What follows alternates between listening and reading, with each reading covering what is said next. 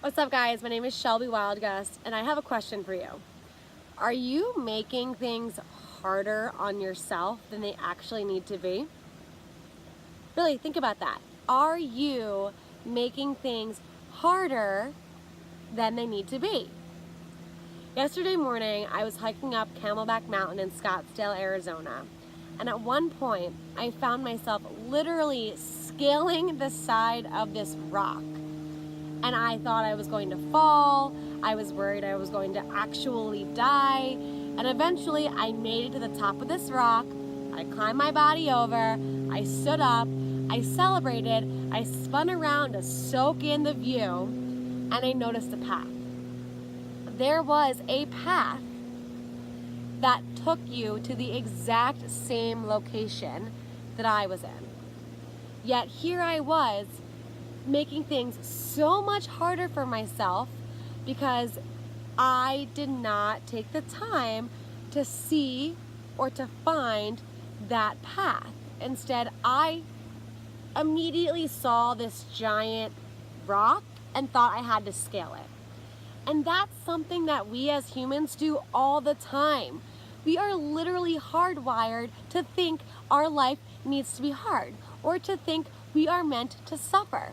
And so it's rare that we ever actually take a step back to reflect on our problems or our crisis or whatever dilemma we're faced with and actually see if there's an easier solution.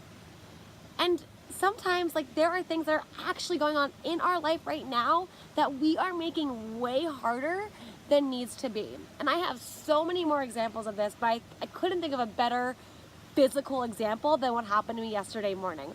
So the next time you're faced with a dilemma or a problem or a crisis or whatever in any aspect of your life, relationships, work, financial, just life in general, take a step back and look if there is an easier solution than what you immediately think needs to be done.